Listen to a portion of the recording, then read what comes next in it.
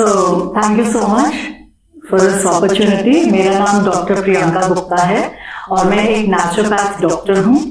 मैं साइकोलॉजिस्ट हूँ and clinical hypnotherapist की ट्रेनर हूँ एंड साथ में पास्ट लाइफ रिग्रेशन थेरेपिस्ट हूँ एंड EH कंपाउंड हर्बल में मैंने MD भी किया है and I am a license acupuncturist. तो ये छोटा सा इंट्रोडक्शन है। मैं दिल्ली से हूँ और पली बड़ी यही हूँ, दिल्ली से ही पूरी तरह से पूरी दिल्ली वाली हूँ। ठीक है, तो आगे हम बढ़ते हैं और प्रश्नों का एक सिलसिला है, उस पे हम आपसे जानना चाहेंगे और दर्शकों से भी मैं अपील करूंगा कि आप इस चर्चा को बड़े ध्यान से देखिए, क्योंकि समय निकाल कर देखिए। सबसे पहले तो ये है, क्योंकि ये वो चीजें हैं जो हमारी लाइफ से सीधे तौर पर जुड़ी हुई हैं। इसको जितना पेशेंटली आप सुनेंगे और देखेंगे, उतना ही उसका आपको लाभ मिलेगा। तो चैनल के साथ बने रहिए, स्टोरी के साथ बने रहिए और हम आगे आपसे ये जानना चाहेंगे कि ये जो पूरी विधा है PNR की, ये आप इसके साथ कैसे जुड़ी, इसका मतलब क्या है, मतलब आपकी अंडरस्टैंडिंग क्या कहती है, पहले तो हमें हमारे दर्शकों को ये बता दीजिए। डेफिनेटली। तो पास्ट लाइफ रिग्रेशन थेरेपी एक प्रकार की थेरेपी है जब बहुत सारी कठिनाइयां हो रही हैं जीवन में, या ऐसी कोई चीज है जो कि बिल्कुल ही लाइफ को एक स्टक कर दिया। तो उस समय जब हम पास्ट लाइफ रिग्रेशन थेरेपी करते हैं, पीछे ले जाते हैं उस पल में,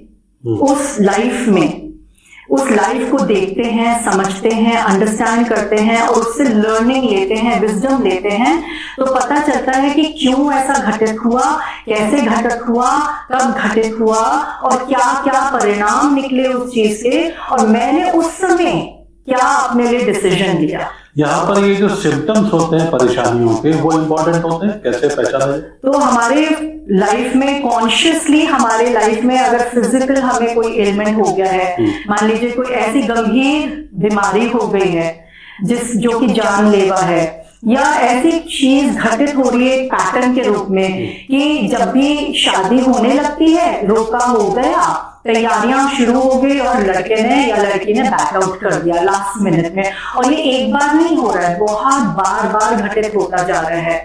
या फिर कोई पढ़ाई में मैं सब कुछ अच्छे से पढ़ लिया, सब कुछ कर लिया, लास्ट मिनट में एग्जाम देने ही नहीं गई।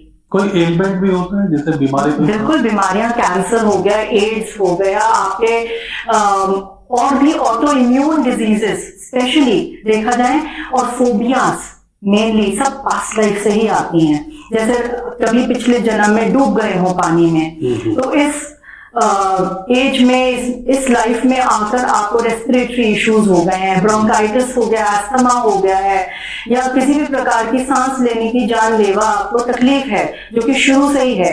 एंड जैसे डायबिटीज हो गया, डायबिटीज तो एक प्रकार का डायबिटीज ये भी होता है जो बचपन से बच्चों को लेकर आते हैं, तो वो भी एक इंडिकेशन है कि कुछ पास्ट लाइव्स, अच्छा, कुछ सारी भी हो सकती है, एक भी हो सकती है, उनका जो प्रभाव है इस जीवन में पूरी तरीके से उन्होंने ही पूरा अच्छे से कंट्रोल किया हुआ ये लाइफ। अच्छा, इसमें कुछ परेशानी ऐसे भी होती हैं जो विजिबल होती हैं, जैसा भी आपने जिनका, और बहुत सी परेशानी ऐसे भी होती है जो इनविजिबल होती हैं, लेकिन आपको लगातार घेरे होती हैं और आप इतना ट्रॉमेटाइज हो जाते हैं कि आपको ये समझ में नहीं आता है कि ये मेरे साथ हो क्या रहा है। ये क्या, कौन सी चीजें होती हैं? देखिए, जिस प्रकार के फोबियाज हो गए, जैसे एक छिपकली से बहुत लोग डरते हैं, वो तो नेचुरल है, पर अगर छिपकली किचन में है और आप बेडरूम में हो और आपको उसका आभास हो गया है और आपका हाथ पांव थर थर कांप रहे हैं डर से, तो वो एक इस प्रकार का फोबिया है जिसका मुझे नहीं पता कि वो फोबिया आ कहां से रहा है, वो डर कहां से आ रहा है, और वो इतना प्रभावी है कि मेरी दिनचर्या पे भी वो प्रभाव डाल रहा है। मैं किचन में जाऊंगी ही नहीं। छिपकली के अलावा कोई और एग्जांपल? स्पाइडर्स का हो गया, पानी का हो गया, एग्रोफोबियाज हो गए, आप क्लोज्ड स्पेसेस का हो गया, कोई लोग खून देख के ही डर जाते, फेंट हो जाते हैं, ये सब फोबियाज में आता है। इंटरेस्टिंग। आगे और भी ऐसे ही इंटरेस्टिंग पॉइंट्स आपको देखने को मिलेंगे। आगे बढ़ते हैं कि ये जो पास्ट लाइफ है, इसमें जैसे आपने ये बताया कि आपने अपना भी पास्ट लाइफ कराया है, बड़ा इंटरेस्टिंग जो है उसमें आउटकम निकल कर आया है, उसके बारे में भी हम बात करेंगे। तो आपका अपना पास्ट लाइफ या किसी दूसरों का जो पास्ट लाइफ है उसको जानने की, उसको समझने की, ये जो एक प्रेरणा होती है ना, कि एक ट्रिगर होता है कि आप इसी को करना है। तो पास्ट लाइफ और ये जो तमाम जो सब्जेक्ट है इसके अंदर जाना है, ये कहाँ से आया? क्या आपने बचपन से ही सोचा था कि आप पास्ट लाइफ एक्सपर्ट बनेंगे? नहीं, मुझे पास्ट लाइफ के बारे में एक्चुअली कुछ नहीं पता था। मैं नेचुरोपैथ डॉक्टर हूँ, तो हम हॉस्पिटल में काम कर रहे थे और वहां पे मेरी एक कुलीग, उन्होंने पास्ट लाइफ रिग्रेशन का कोर्स किया था उस समय। तो उन्होंने बस ऐसे ही, क्योंकि छुट्टियां थी, दिवाली पे ज्यादा लोग नहीं आ रहे थे, तो छुट्टी थी, खाली ही था, तो हम लोगों के पास टाइम था, तो उन्होंने कहा कि आप एक्सपीरियंस करना चाहेंगे। मैंने बोला ये पास्ट लाइफ, बोला होती क्या है, चलो देख लेते हैं, एक्साइटमेंट तो हो रही है कि भाई कुछ पीछे से कुछ देखना है। तो उन्होंने क्या किया, मेरी एक और कुलीग थी, उनको भी तैयार किया और हम दोनों एक दूसरे का हाथ पकड़ के आंखों में आंखें डालकर एक दूसरे की को देखते रहे। जब हम एक दूसरे को देखते रहे, सडनली उन्होंने कहा आंखें झपकानी भी नहीं है आपने, एंड आप बस देखते रहिए। हम देखते रहे and I entered her past life. ये तो बचपन में अक्सर आप खेल खेल में करते हैं। हाँ, तो मैं उनके पास्ट लाइफ में, मुझे नहीं पता था कि मैं उनके पास्ट लाइफ में एंटर कर रही हूँ, अनइंटेंशनली, एक्सीडेंटली। और मैं ये देखती हूँ कि वो एक बहुत ही खूबसूरत येलो कलर की शरारा में है और नई नवेली दुल्हन के रूप में किचन में है। और वो उस टाइम पे, पहले जमाने में नीचे होता था, तो वो नीचे बैठ के कुछ फूंक रही हैं और कर रही हैं। एंड सडनली एक आदमी आता है और वो उनको जोर से धक्का देता है और उनका सिर उस पत्थर की स्लैब से नीचे जमीन पे वो लग जाता है एंड वो ऑन द स्पॉट मर जाती हैं। तो जब मैंने ये सीन देखा तो मेरे आंखों में से आंसू आने शुरू हो गए और मैं डर गई और इतना घबरा गई कि मैं जोर से चीखने लग गई। तो सारे हॉस्पिटल के जितने भी वर्कर्स थे सब दौड़ के आए कि ऐसा क्या हो गया। और मैं भी उससे बहुत ज्यादा अचंभित थी कि अरे ये क्या हो गया। और पानी वानी पिला के जब मुझे नॉर्मल किया उन्होंने, तो मैंने कहा अब तो मैं घर जा रही हूँ, मुझसे और रुका नहीं जाएगा। अगले दिन सुबह जब मैं आई वापस ड्यूटी पे, तो जिन कुलीग का मैंने देखा था पास लाइफ, तो उन्होंने मुझे अपने पास बुलाया। उन्होंने कहा कि एक बार आ जाओ, क्योंकि मैं डर रही थी उनसे भी। तो मैंने कहा अच्छा ठीक है, मैंने हो सकता है मेरा ख्याल हो, मुझे विश्वास नहीं हो रहा था। हाँ, तो मैंने उनको कहा कि अच्छा, उन्होंने कहा कि अच्छा तुम ना अपना हाथ दो, मैं फेरना चाहती हूँ। उन्होंने ऐसे करके फेरा और वो एक गड्ढा आया और ऐसे उनके सिर पे, कहते ये मेरे साथ बचपन से है, जब से मैं पैदा हुई हूँ ये गड्ढा मेरे स्कैल्प में है। एंड देन आई रियलाइज, अरे ये तो सच्ची में मैंने उनकी पास्ट लाइफ देखी है, ये तो सच्ची में प्रमाणित हो गया कि ये मेरा ख्याल नहीं है जिस चीज से मैं डर रही थी। तो एक विश्वास बन गया कि अच्छा ये काम करता है और ये चीज है, पर किस रूप में काम करेगा, क्या महत्व है उसका, क्योंकि मैं तो ट्रॉमा में चली गई थी, मेरे लिए तो वो शॉक था। वही एक ट्रिगर पॉइंट था, मतलब ये वही है। ये उसके बाद उत्सुकता बढ़ती गई, मैं चाहती थी कि अब मेरे को भी सीखना है, ये तो बहुत ही कमाल की चीज है। तो मैंने कहा मुझे एक और बार एक्सपीरियंस दे दो। तो उन्होंने फिर मुझे ट्रांस में ले जाके वो ले गए और उन्होंने कहा कि अपना पास्ट लाइफ देखो। तो मैं पास्ट लाइफ गई और मैंने अपने आप को एज अ सेंट देखा। आपके गुरु कौन थे? मेरे गुरु योगराज कपाडिया जी हैं। अच्छा। उन्होंने ही मुझे मतलब उनसे मिलने के बाद, इस लाइन में आने के बाद मेरे जिंदगी में इतना चेंज आया है, बता नहीं सकते, लफ्ज नहीं है मेरे पास। नहीं, वो तो बताना पड़ेगा। वही सुनना चाहते हैं। तो डॉक्टर युवराज कपाडिया है मेरे मेंटर हैं और हम लोगों ने क्लिनिकल हिप्नोथेरेपी का पूरा कोर्स किया। 5 लेवल्स हैं इस कोर्स के। अच्छा। तो level 1, level 2, level 3, level 4 and level 5, 5 level Dubai से किया मैंने। अच्छा, मैंने दुबई से किया था क्योंकि उस समय मैं दुबई में थी। और हर एक लेवल के साथ एक मेच्योरिटी लेवल बढ़ती गई। और जब उनसे मुलाकात हुई, जो उन्होंने हमको ज्ञान दिया, जो एक्सपीरियंसेस दिए, क्योंकि इसमें सिर्फ पास्ट लाइफ रिग्रेशन नहीं है, ये पास्ट लाइफ रिग्रेशन एक छोटा सा पार्ट है रिग्रेशन का। इसमें इनर चाइल्ड वर्क है, एंटिटी वर्क है, इसमें आपके ओथ, वाउस, कर्सेस कैसे हटाना है, ये सब चीजें, एज रिग्रेशन है, सब कुछ सीखते हैं। एंटिटी का मतलब? एंटिटी मतलब जादू टोना।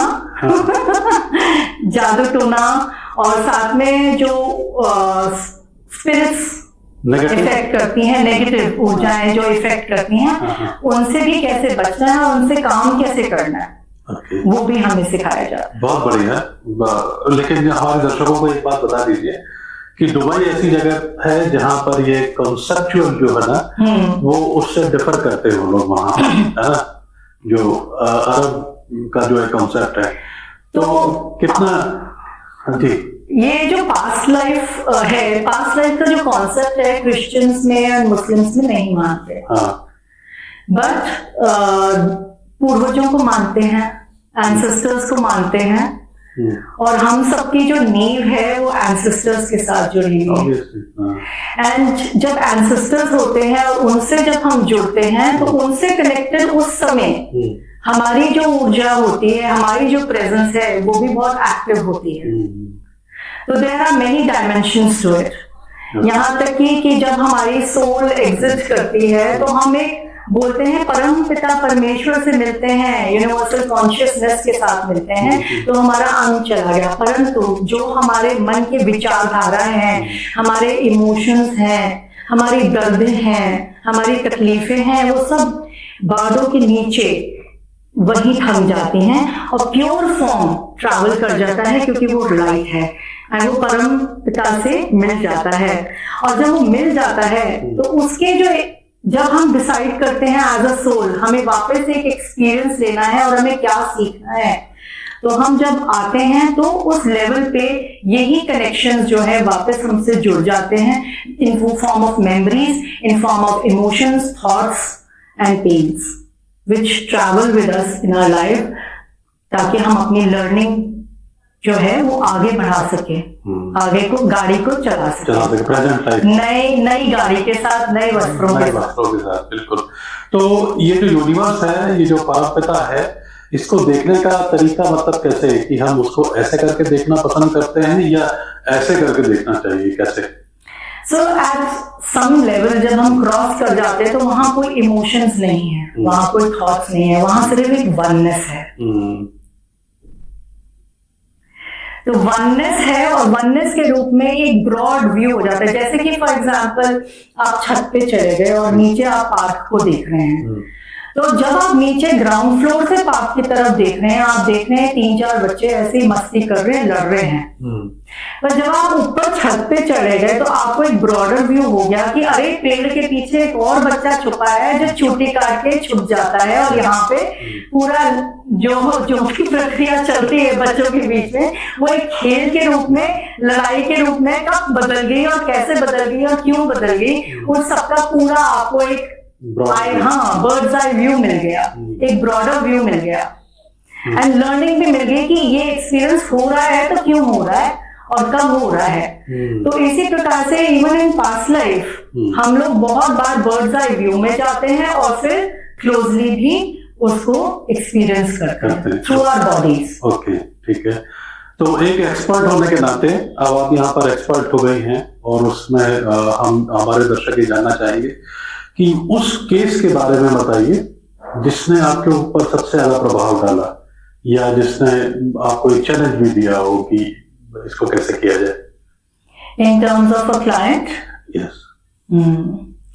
तो ऐसे तो बहुत सारे सेशंस हैं, बहुत सारे एक्सपीरियंसेस हैं, और मेरा जो पहला एक्सपीरियंस रहा पास्ट लाइफ रिग्रेशन का, पहली बार जब मैं करने जा रही थी तो मैं बहुत घबरा रही थी कि यार ये कैसे करूंगी। मैं खुद का तो एक्सपीरियंस कर लिया, पर दूसरों का करना कैसे लेकर जाऊंगी मैं पास्ट लाइफ में।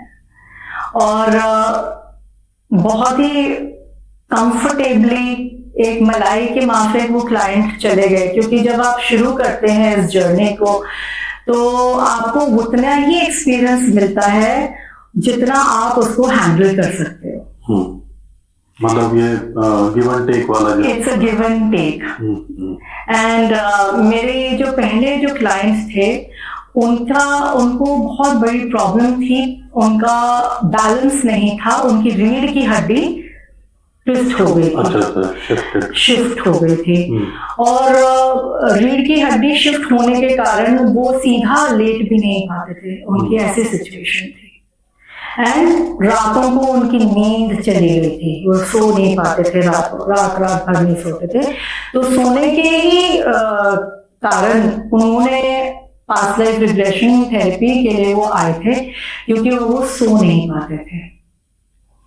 तो हमने उसमें ये पाया कि वो अपने पिछले जन्म में राइट्स का शिकार हुए थे, और उस राइट्स में रीढ़ की हड्डी से इतना बड़ा सरिया उनके पीठ पे ऐसे डाल दिया गया था और ऐसे ट्विस्ट कर दिया गया था, आर पार हो गया था।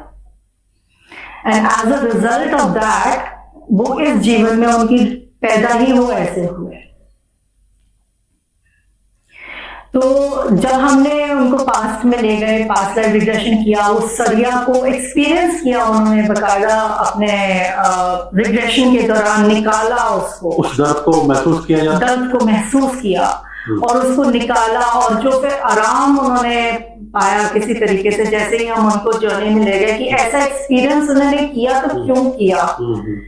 तो हम एक और फॉलो पास्ट लाइफ में गए पीछे, जिसमें हमने पाया कि उन्होंने ये कार्मिक डेथ था, क्योंकि उन्होंने भी कुछ जनों के साथ ऐसा ही दुर्व्यवहार किया था, जिसको भोगने के लिए वो वापस पैदा हुए। अच्छा। और ऐसा एक्सपीरियंस उन्होंने लिया। तो पास्ट लाइफ और कर्म ये भी देख के चलना पड़ता है। बिल्कुल। तो इसी केस ने आपको काफी ज्यादा प्रभावित किया? बहुत ज्यादा, क्योंकि उसके बाद से वो कहते हैं कि मैं अब एक बच्चे की तरह सो सकता हूँ। मतलब वो उनको फील हुआ, क्योंकि वो अकेले नहीं सो पाते थे। अच्छा। उनको अंधेरे से डर लगता था, वो दरवाजे बार बार चेक करते थे, बार बार पर्दा लगाते थे। जब सब कुछ ठीक होता था रेडियो साथ में चला के फिर सोते थे वो। तो ऐसे इस तरीके के ट्रॉमाटाइज जो लोग हैं वो तो दुनिया में भरे पड़े हुए हैं, जो आपको ढूंढ रहे होंगे या आप जिनको ढूंढ रहे होंगे। ठीक है। तो मेरी एक प्रार्थना होती है हर रोज सुबह कि मैं एक अगर जरिया हूं, तो जो भी जन है जिसको हील होना है वो मेरी स्पेस में अपने आप आएगा। तो जब आप व्यक्ति का PLR कर देते हैं और सेशन कंप्लीट हो जाता है, उसके आफ्टर इफेक्ट्स भी हैं, तो इसमें ये जो क्लोजर की जो एक फीलिंग होती है ना, हीलिंग की जो फीलिंग होती है, वो किस तरह से आती है कि वो सेटिस्फाई हो जाता है? देखिए, ऐसा होता है कि हमारे पास कोई थंब रूल नहीं है जैसे फिजिक्स में होता है। कभी कभी तो एक ही सेशन में बहुत आराम मिल जाता है, कभी कभी सब्सिक्वेंट सेशंस लेने पड़ते हैं। इनफैक्ट इवन PLR के लिए कभी कभी हमें उनका पहले इस लाइफ का इनर चाइल्ड वर्क और बाकी चीजें करनी पड़ती हैं, उसके बाद हम PLR में पहुंचते हैं। और कभी कभी जब हम हायर सेल्फ से टॉक करते हैं तो हम पूछते हैं उसमें कि कितने पास्ट लाइव्स लगेंगे इस चीज को ठीक होने में। तो जब हम ट्रांस में लेकर जाते हैं, रिग्रेशन करते हैं, तो उससे पहले हमारी एक थेरेपी होती है हायर सेल्फ थेरेपी। अच्छा, ये क्या होता है? उसमें हम अपने परमेश्वर से पूछते हैं, हायर सेल्फ से पूछते हैं, हमारे ही हायर सेल्फ से, जिसको पूरी जानकारी है हमारे जीवनों की। हाँ, वो सारा डेटा उनके पास पूरा डेटा है। तो हम पूछते हैं कि ये हमारी पर्टिकुलर प्रॉब्लम है, तो ये हमारे को कितने पास्ट लाइफ लगेंगे ठीक होने के लिए। आंसर मिलता है? बिल्कुल मिलता है। कैसे, मतलब संकेत होते हैं? संकेत होता है, रिग्रेशन में ही लेके गए हैं तो क्लाइंट खुद ही जब उस स्पेस में पहुंच जाते हैं तो खुद हमें बहुत सारे ऐसे आंसर्स मिल जाते हैं जो कि हम कॉन्शियसली अवेक स्टेट में नहीं कर सकते, क्योंकि हमारा सबकॉन्शियस माइंड हमेशा ही अवेक है। हमारा कॉन्शियस माइंड जरूर सोता है और उठता है, पर हमारा सबकॉन्शियस माइंड की रिस्पॉन्सिबिलिटी है हमें जिंदा रखना। और उसकी जो जर्नी है वो कंटिन्यूटी में रहती है, मतलब वो तो कंटिन्यूटी में जाग रहा है ना कई। यस, दैट इज व्हाई जैसे ही हम बर्ड्स आई व्यू में चले जाते हैं, छत पे चले जाते हैं, और छत से जब हम नीचे देख रहे हैं तो हम बहुत कुछ, क्योंकि वहां पे टाइम का कॉन्सेप्ट ही नहीं है, तो सारी लाइफ हम देख सकते हैं, पर वो ही टैप होगी जो कि हमारे इस परेशानी से कनेक्टेड है। तो फाइनल क्या कहते हैं, क्लोजिंग कैसे होती है? इतना ट्रॉमाटाइज आदमी, उसका पीएलआर आपने किया, और पीएलआर करने के बाद उसकी जो फीलिंग है ना, कैसे आप डिफाइन करेंगे कि वो अब ठीक हो गया है? उसका कोई पैमाना है कुछ? हमने जब पीएलआर किया उस समय हमने एक बीज डाला, और जैसे हम सॉइल में बीज डालते हैं, हमने बीज डाला, उसको नर्चर किया। अब थोड़े दिन में ऑटोमेटिकली, क्योंकि उनका वो प्रॉब्लम जो है रिजॉल्व हो गया, हमने मरहम पट्टी कर दी उस पे। जब हमने मरहम पट्टी कर दी तो अपने आप हीलिंग प्रोसेस शुरू हो गया। ग्रेजुअली जो एक्सपीरियंसेस मुझे इस लाइफ में मिलते थे, क्योंकि मेरा एंटेना बहुत तीव्र है। क्यों? एंटेना बता रहा है खतरा है, खतरा है, खतरा है, डेंजर है। सबकॉन्शियस माइंड हमको बचा के रखना चाहता है, तो क्या हो रहा है, एंटेना क्योंकि तेज है, वो वही एक्सपीरियंसेस पिकअप करता जा रहा है, क्योंकि वो नोन फोल्डर है उसके लिए, पेन का फोल्डर। पर जैसे ही हमने उस पेन के फोल्डर के ऊपर मरहम पट्टी कर दी, ऑटोमेटिकली क्या हुआ, वो एंटेना वीक हो गया। धीरे धीरे धीरे धीरे लाइफ में वो एक्सपीरियंसेस आने बंद हो गए, कम हो गए, और फिर लास्ट में खत्म हो गए। तो कभी कभी तो इंस्टेंट फर्क पड़ जाता है, कभी कभी it takes time for it to heal, क्योंकि हमें नहीं पता है कितने लेयर्स हैं एक प्रॉब्लम में। क्या एक सब्सिक्वेंट एक और पास्ट लाइफ करनी है, या इंटर रिलेटेड कोई बच्चा है छोटा जो स्टक हो गया, हमारा ही छोटा स्वरूप जो किसी लाइफ में कोई सिमिलर एक्सपीरियंस ट्रॉमा के कारण स्टक हो गया। उम्र बढ़ गई है, लेकिन उम्र बढ़ गई है, पर अब चेतन मन में वो बच्चा स्टक है, तो उसको भी तो बाहर निकालना पड़ेगा। तो इसी कारण से past life regression stand alone is a very good therapy, but at the same time और भी चीजें हो सकता है जरूरत पड़े। ओके, तो यहाँ हमारे दर्शक ये भी जानना चाहेंगे कि आमतौर पर पीएलआर जो है, पास्ट लाइफ रिग्रेशन जो थेरेपी जिसको आप कहते हैं, इसको जो है लोगों के बीच में तमाम तरीके की धारणाएं भी होती हैं, तो गलतफहमियां भी हैं इसके अंदर। तो वो गलतफहमियां क्या है, कैसे उसको दूर करते हैं? कैसे आप बताएंगे कि लोगों को लगता है कि ये सब जो है ना, पता नहीं क्या है, ये जादू टोना तो नहीं है, या कुछ बड़ा चढ़ा के ही बोल रहे हैं, ऐसा कहीं थोड़ी होता है। मैं पास्ट लाइफ रिग्रेशन पढ़ाती भी हूँ, तो मेरे बहुत स्टूडेंट्स बोलते हैं कि मैम मेरे जो अंकल है ना, वो कह रहे हैं कि हमें ना बस पास्ट लाइफ रिग्रेशन एक्सपीरियंस करना है, कोई प्रॉब्लम नहीं है, बस हमें एक्सपीरियंस करना है मजे के लिए। तो आपने मजे के लिए उनको एक्सपीरियंस दे तो दिया, पर वो मोस्टली ऐसी लाइफ में जाएंगे जहां पे कुछ ना कुछ प्रॉब्लम रही थी, जिसका इम्पैक्ट अभी इस सरफेस पे नहीं आया है। तो पास्ट लाइफ रिग्रेशन अगर हम ऐसे ही करा रहे हैं, ऐसे ही करा रहे हैं जस्ट फॉर फन सेक, ठीक है, करवाते हैं, एक्सपीरियंस लेते हैं, बट समटाइम्स अगर उस लाइफ को क्लोज नहीं किया गया प्रॉपरली थेरेपेटिक सेटअप में, उसके इम्पैक्ट्स रह जाते हैं हमारे करंट लाइफ में। अगर नहीं सरफेस हुए हैं तो वो सरफेस हो जाते हैं, एक ट्रिगर का रूप बना सकते हैं। इसलिए अगर आपको कोई प्रॉब्लम है, कोई इश्यू है लाइफ में, चाहे वो रिलेशनशिप का ही हो, चाहे वो एजुकेशन से रिलेटेड हो, करियर से रिलेटेड हो, हेल्थ से रिलेटेड हो, या किसी प्रकार का फोबिया हो, या ऐसी कोई पैटर्न्स हैं जो चले आ रहे हैं, तो जरूर कराइए। इन सब बातों के अलावा भी कई बार ऐसा भी देखा गया है कि कुछ लोगों को विजन्स की प्रॉब्लम होती है। उनको बैठे बैठे या जब वो सो रहे होते हैं उनको कुछ विजन से आते हैं, कुछ पीछे के, कुछ अजीब सा, कुछ घटना घटी है, कुछ तो बड़ी ही पेनफुल होती है, खतरनाक होती है, आप चौंक जाते हैं। ये भी आपके पास का एक हिस्सा होते हैं? Sometimes, not always. अच्छा। तो हमारे पास ड्रीम थेरेपी है जो हम करते हैं। अच्छा। एंड उन ड्रीम्स के थ्रू हम उनको उस पास्ट लाइफ में या उस मोमेंट में लेकर जाते हैं जहां पे एक्चुअली रूट कॉज है। तो एक ड्रीम थेरेपी के थ्रू बहुत सारी चीजें उनको अपने बारे में पता चल जाती हैं, जो कि उनके करंट लाइफ में भी, सिर्फ ड्रीम्स में नहीं, करंट लाइफ में भी इम्पैक्ट कर रहे हैं, जो कि उनके नोटिस में नहीं आया, अभी ड्रीम्स तक ही सहमत है। And it's very helpful and very safe. Interest आ रहा है आप लोगों को? और अगर इंटरेस्ट आ रहा है, नई जानकारी आपको मिल रही है, तो चैनल को सब्सक्राइब अभी इसी समय कर लीजिए। आगे बढ़ते हैं। यहां पर हमारे दर्शक ये जानना चाहते हैं कि किसको आप ये आइडेंटिफाई करती हैं, कैसे आइडेंटिफाई करती हैं कि इस व्यक्ति को पीएलआर की जरूरत है? क्या सबको पीएलआर की जरूरत होती है जो भी आपके पास आता है? और कैसे करती है, कैसे आइडेंटिफाई करती है?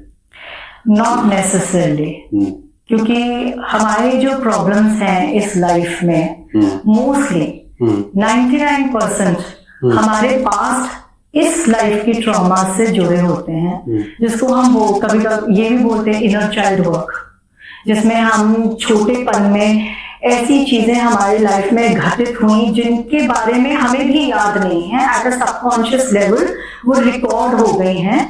क्योंकि जब बच्चा माँ के पेट में होता है तब से लेके अभी तक ये जो मेमोरीज हैं वो हमारे सबकॉन्शियस माइंड में, मॉडर्न मेमोरी पार्ट में स्टोर होती है। तो as a result of that, not necessarily कि पास्ट लाइफ उससे कनेक्टेड है या नहीं है, बट जब हम इसको काम को करते हैं और तब भी क्लाइंट को नहीं मिल रहा है, वो कंफर्ट नहीं मिल रहा है वहां तक जितना हम सोच रहे हैं कि मिलना चाहिए, then we feel that we want to go ahead with the past life regression therapy. कई बार ऐसा भी सुनने में आया है कि लोगों को बड़ी प्रॉब्लम होती है और अजीब सी उनकी सिचुएशन होती है, लेकिन जब वो आप जैसे एक्सपर्ट के पास आता है तो ये पता चलता है कि इसको पास्ट लाइफ की नहीं, इसको कुछ और प्रॉब्लम है। ऐसा भी होता है? बिल्कुल, बहुत बार ऐसा होता है कि एंटिटीज टेक ओवर। अच्छा, अब यहाँ पर सब्जेक्ट चेंज हो जाता है। बिल्कुल। तो अगर एंटिटी वर्क करना है तो एंटिटी वर्क को पहले हम करेंगे, उसके बाद हम उससे रिलेटेड हुक को ढूंढेंगे कि एक्चुअल रीजन क्या है, और वो हुक जो है वो पास्ट लाइफ में भी हो सकता है। एंटिटी को ना थोड़ा सा हमारे दर्शकों को सिंप्लीफाई करके बता दीजिए कि क्या मतलब है आपके कहने का? तो ऐसा होता है नेगेटिव एनर्जी, जिसको हम भूत प्रेत कहते हैं, ये सब चीजें। हाँ जी, भूत प्रेत हो गया, नेगेटिव एनर्जीज हो गई। अब भूत प्रेत हो गया, या आप बोलते हैं ना नजर लग गई, नजर लग गई, तो ये नजर लगना या भूत प्रेत भी होना, ये भी तब प्रभावित करता है जब हमारा ऑरा ओपन हो जाता है। और ऑरा कब ओपन होता है? हमारा ऑरा विभिन्न प्रकार से होता है। जब हमने ऑपरेशन करा लिया, हम हॉस्पिटल में जा रहे हैं, हम इमोशनली सेटबैक में हैं, तो हमारा जो ऑरा है वो सॉफ्ट हो गया, उसमें क्रैक पड़ गया। एंड नाउ सिमिलर एक्सपीरियंस के साथ जो भूत प्रेत हैं, जिनको मालूम भी नहीं है कि वो अब शरीर में नहीं है, वो पूरी तरह से ढंग से एग्जिट नहीं कर पाए हैं, वो इसी स्पेस में है, तो वो उनको एक घर मिल जाता है कि ये तो मेरा ही लग रहा है क्योंकि इमोशन सेम है।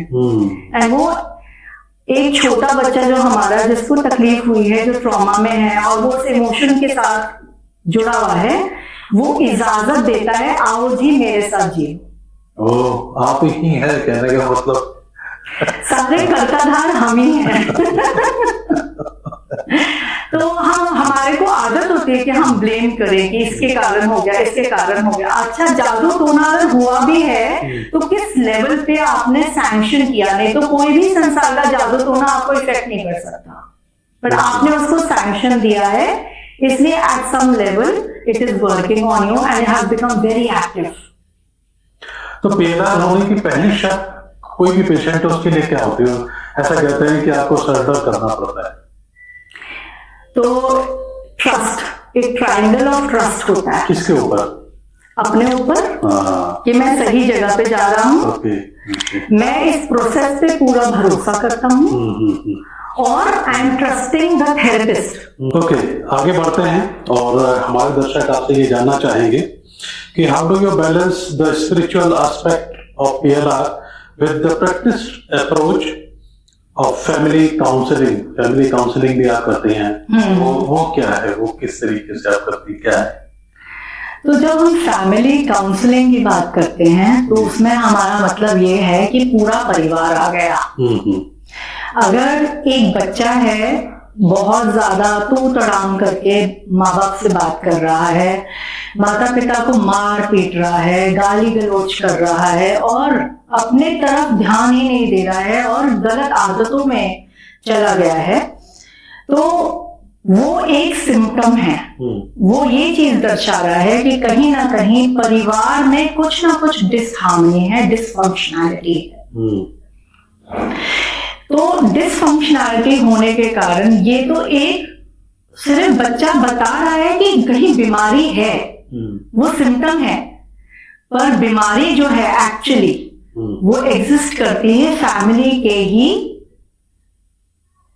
बीच में, एनवायरनमेंट में कहीं ना कहीं कोई चेंजेस है। For example schizophrenia. स्किज़ोफ्रेनिया बहुत पहले एक साइंटिस्ट थे, उन्होंने एक एक्सपेरिमेंट किया। उन्होंने 15 स्किज़ोफ्रेनिक पेशेंट्स को अलग रखा, जो हम पहले बोलते थे कि पागल खाने में भेज रहे हैं, है ना, अब उसको रिहैब बोल दिया, है ना। तो वहां पे स्किज़ोफ्रेनिया को लेके गए, 3 महीने पूरे उनका अच्छे से इलाज किया गया, उनका पूरा ख्याल रखा गया और पाया गया कि वो बिल्कुल ठीक हो गए 100%। एंड डॉक्टर ने बकायदा स्टैंप लगा दी कि he is now functional to live in day to day life. उन्हीं को वापस ट्रांसपोर्ट किया गया अपने घर में।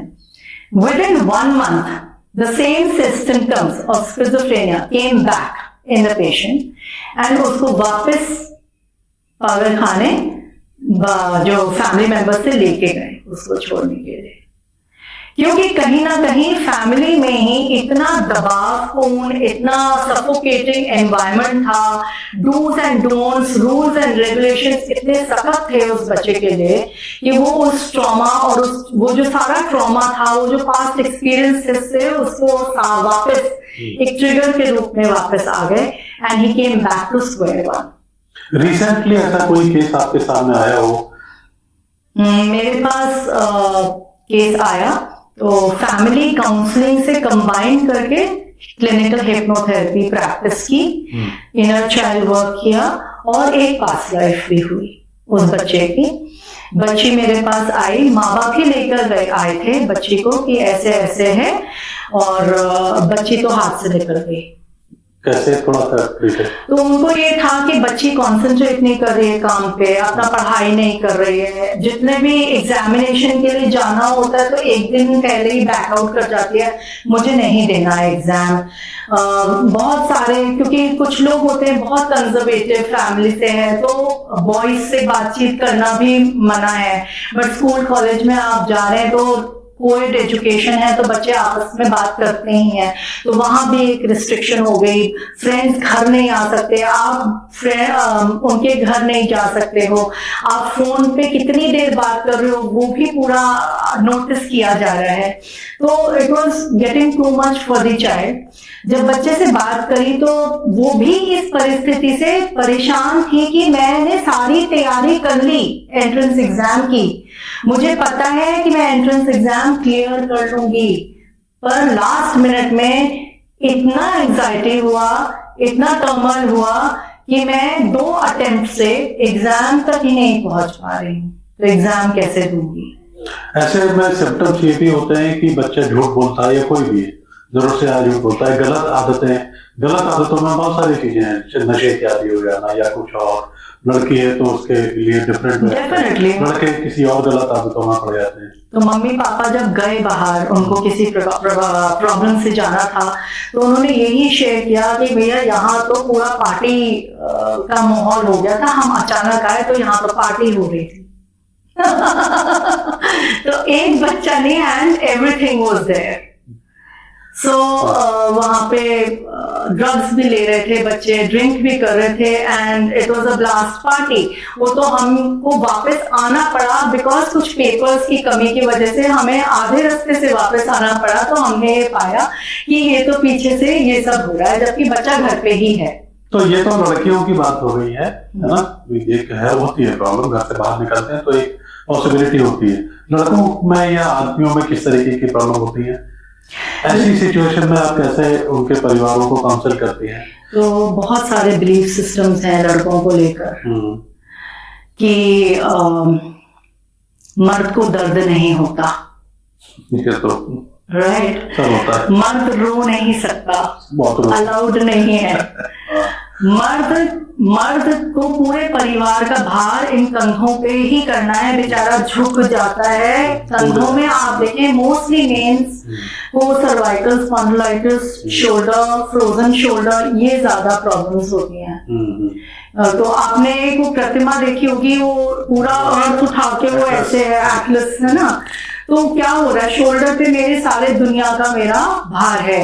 बेटा हूं तो मेरी पूरी जिम्मेवारी है माता पिता के प्रति, उनके माता पिता के प्रति, साथ में बहन के शादी के प्रति, भाई छोटे भाई के प्रति, पूरा समाज है जिसका पूरा बोझा उठा के मुझे चलना है ढोके।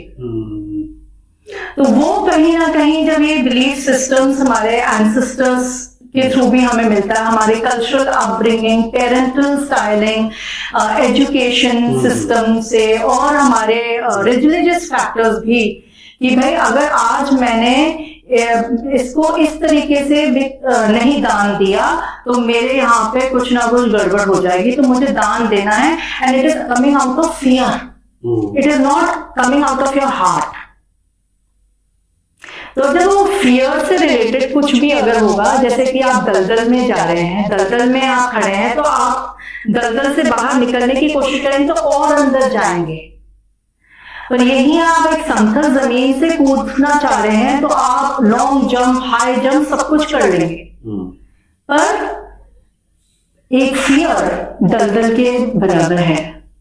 तो कोई भी चीज हम फियर से करते हैं, क्योंकि पापा ने कहा है ऐसे होना चाहिए तो ऐसा ही है, क्योंकि दादाजी ने कहा कि मूछी नीचे नहीं होनी चाहिए तो नहीं होनी चाहिए।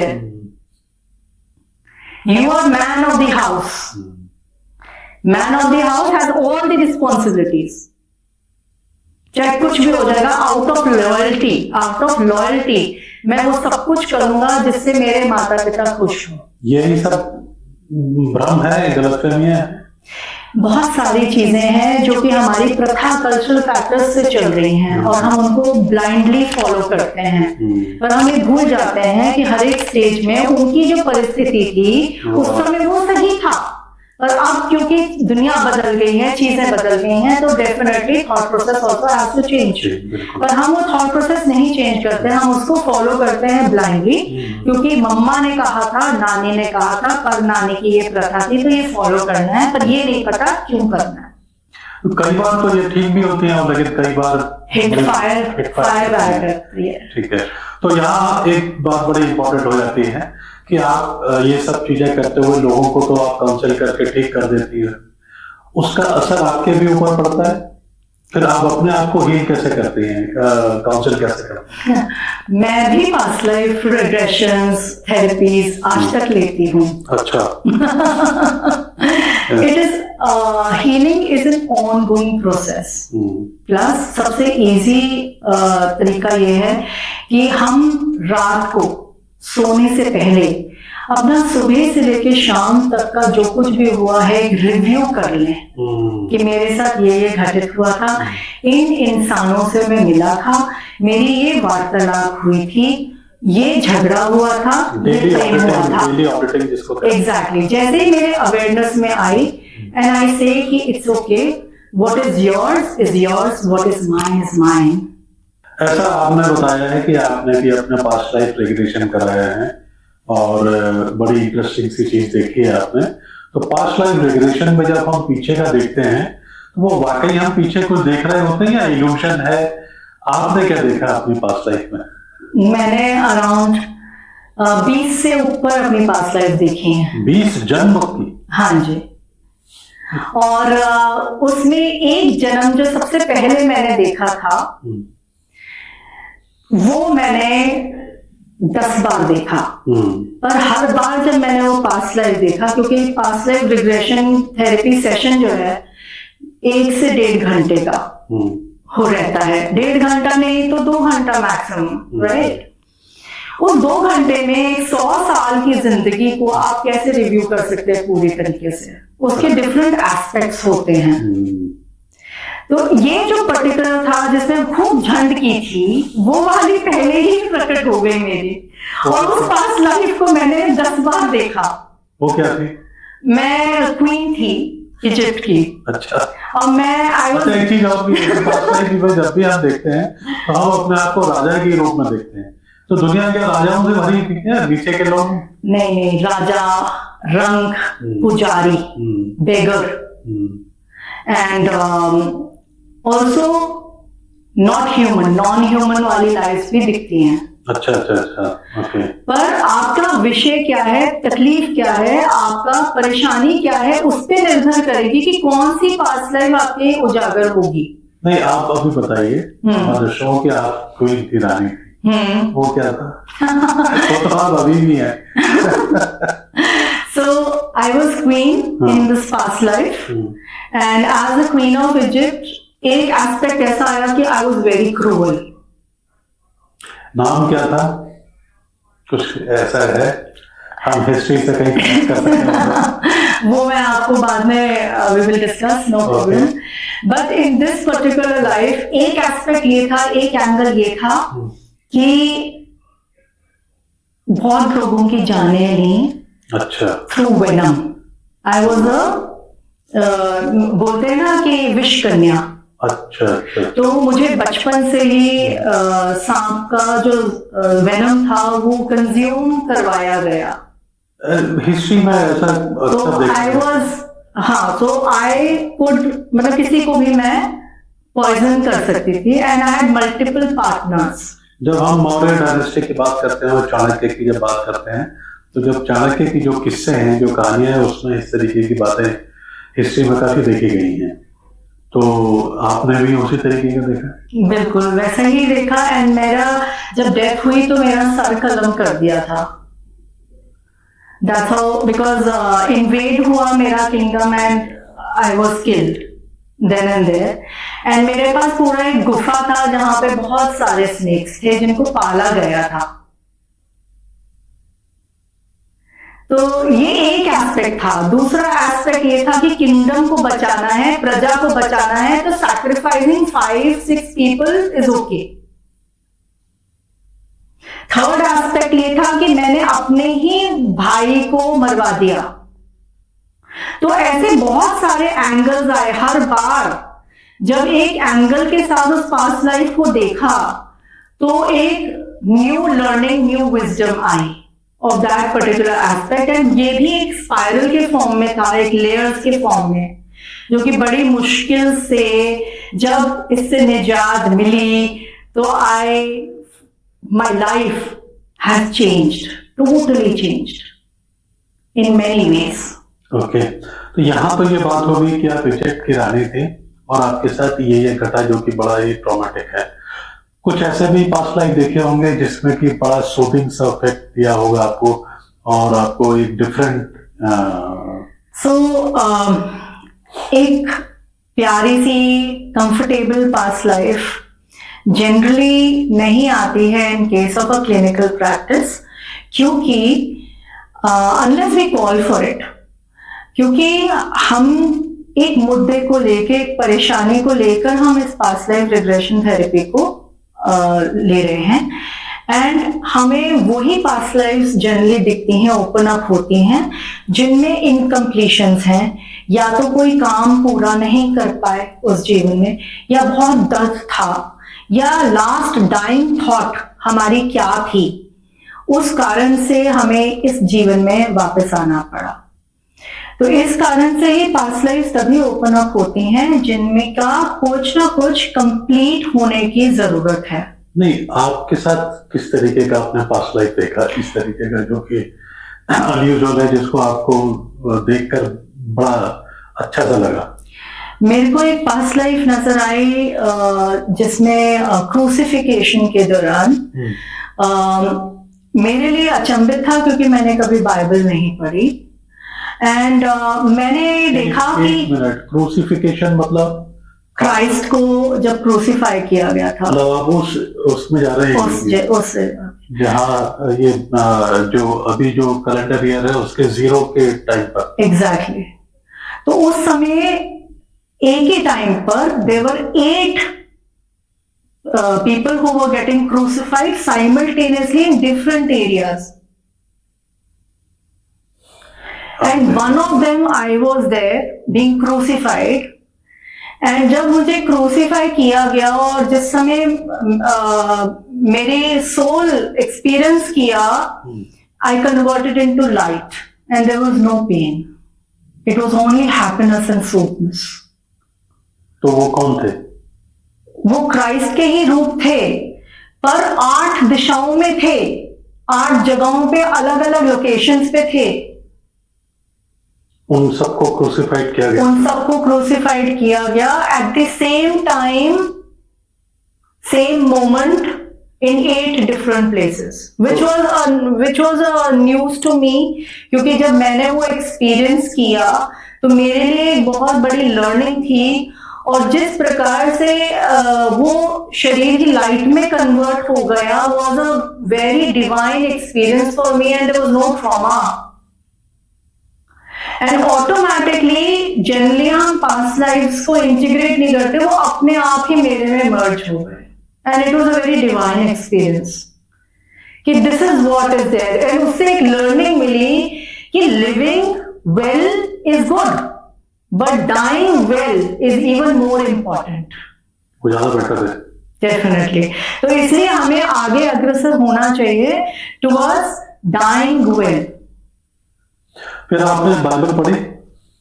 नहीं, अभी नहीं पढ़ी मैंने तक नहीं पढ़ी।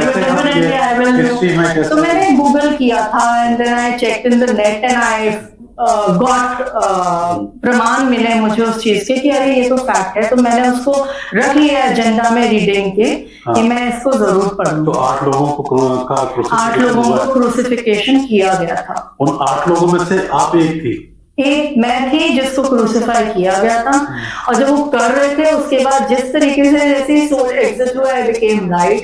एंड नहीं, आपको दोनों एक्सपीरियंस हुए कि जब आपको क्रूसिफाई कर रहे थे तो वो जो खतरनाक दर्द होता है, मतलब जिस तरीके से मारा गया है, वो भी आपने फील किया? मैंने फील किया for some time, and then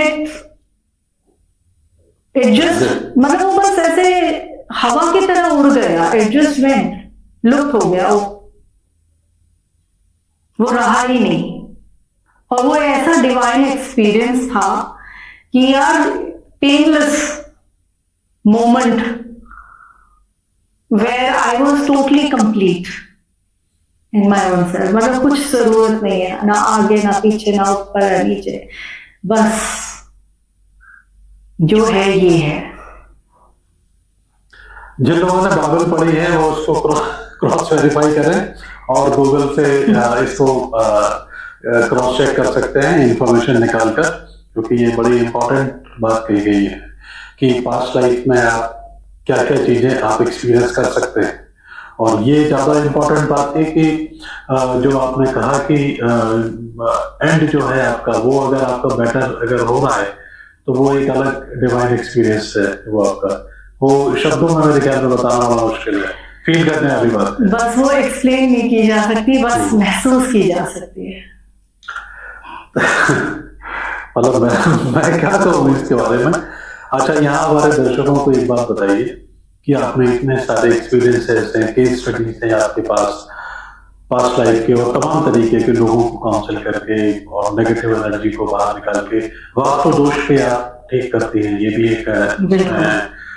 तो इसमें हमारे दर्शकों को बताइए कि जो एक रिवॉर्डिंग एक पॉइंट होता है ना, एक स्टेज आती है कि आपने एक काम ऐसा किया जिसका कि जबरदस्त तरीके से आपको रिवॉर्ड मिला इन टर्म्स ऑफ एनीथिंग, मतलब मॉनेटरी या इसके अलावा रिकॉग्निशन, फेम, एक एक्सेप्टेबिलिटी, है ना, कॉन्फिडेंस, क्या था? तो वैसे मैं इस चीज में बिलीव करती हूँ, नेकी कर दरिया में डाल। मेरा यही प्रिंसिपल रहा है, मैंने कभी एक्सपेक्ट नहीं किया है। हाँ। मैं ये बिलीव करती हूँ कि जब मेरे पास कोई क्लाइंट आया है और कोई भी बच्ची या कोई भी इंसान जिसको फायदा हुआ है उस चीज से और उनकी लाइफ आगे चलित हो गई, that is my biggest reward. तो ठीक होने के बाद लोग आपको किस तरीके से, किस नजर से देखते हैं? इट्स उनकी नजर का तो नहीं, पर बहुत प्यार मिला है मुझे। I have received lot of love. आपके हस्बैंड आपके कितने बैकअप में रहते हैं, कितना सपोर्ट करते हैं? चलिए हस्बैंड से स्टार्ट कर लेते हैं। तो हस्बैंड जो है मेरे बैकबोन है, वो मेरे को हमेशा, इनफैक्ट उनके कारण ही मैं यहाँ तक हूँ, जो भी मैं कर पाई हूँ उनके सपोर्ट के बगैर पॉसिबल नहीं था। It was never possible without him. मेरे बच्चों ने मुझे बहुत सपोर्ट करी है एंड हमेशा एंकरेज करा है, and they have been a very beautiful supporting system. मेरा जैसे होता है ना कि वो एक क्रिटिक, हाँ। एक शीशा दिखा दिया, देखो जी ये असलियत है, तो वो मेरे बच्चों ने काम किया है इस चीज का। मेरी माँ का मुझे बहुत आशीर्वाद, सपोर्ट, क्योंकि वो सबसे ज्यादा, मुझे लगता है कि सबसे ज्यादा उन्होंने मुझ पे फेथ किया। उन्होंने खुद मुझसे 12 सेशंस लिए थे क्लिनिकल हिप्नोथेरेपी प्रोसेस के, जिसके बाद उनकी लाइफ में बड़े सारे चेंजेस आए, एंड उसके बाद से जो फेथ और जो बॉन्डिंग डेवलप हुई मेरी उनके साथ as her therapist and as her daughter, it was beautiful experience being with her. भगवान पर आपको भरोसा है? बिल्कुल है। किस पर? कौन से? हमारे यहाँ तो ये भी है ना, मैंने सुना है कि कृष्ण जो है वो आपके बहुत ही करीब है, और हाँ, कृष्ण आपको लगता है कि वो आपके इर्द गिर्द है? हाँ,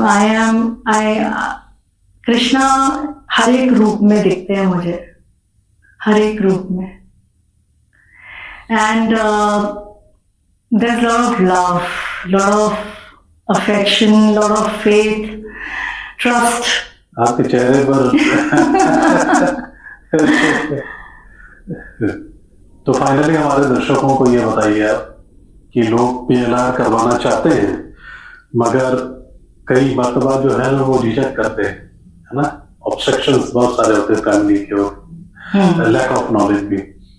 ऐसे लोगों को आप क्या सलाह देना चाहेंगे, क्या कहेंगे? तो पास्ट लाइफ रिग्रेशन थेरेपी एक साइंटिफिक अप्रोच है जिसमें हम सबकॉन्शियस माइंड को हम टैप कर रहे हैं, एंड सबकॉन्शियस माइंड का मेन काम हमारे को जिंदा रखना है। तो कोई भी डेंजर परसीव करता है तो वो हमें मरने नहीं देगा।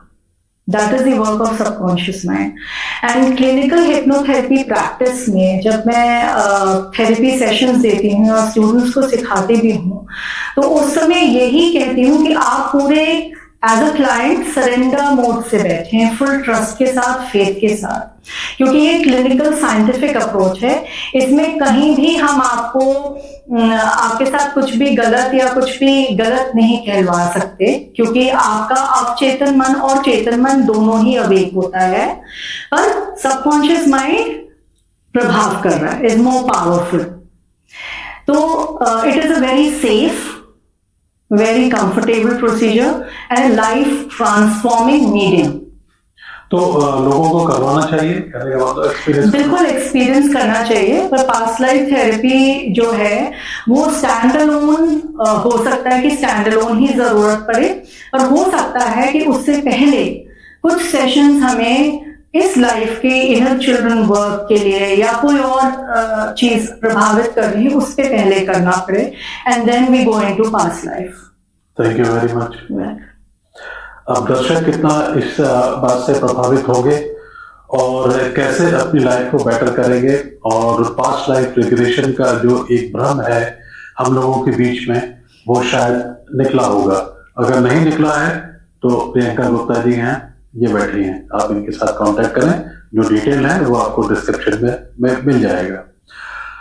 आपने ये स्टोरी देखी, आपको कैसे लगी कमेंट के माध्यम से हम मुझ तक पहुंचाएं। आपके अपने जो पर्सनल एक्सपीरियंसेस हैं वो भी आप मेरे साथ शेयर कर सकते हैं, मैं कोशिश करूंगा कि उसका रिप्लाई आपको करूं मैं।